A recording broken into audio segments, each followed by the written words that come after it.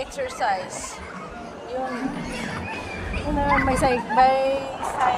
bicycle. Ayan, oh. Free lang. Ah, ang dami dito. Ayun, oh. Pwede kang mag-ano dito. Papawis. Ayun, oh. Yaman naman nila. May mga laruan ng mga bata. Parang playground.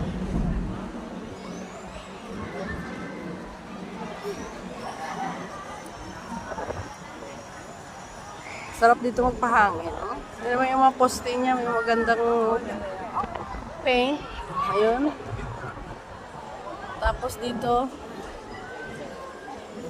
perfect sa mga kids. Ayun, may climbing pa dito. May tunnel pa dyan.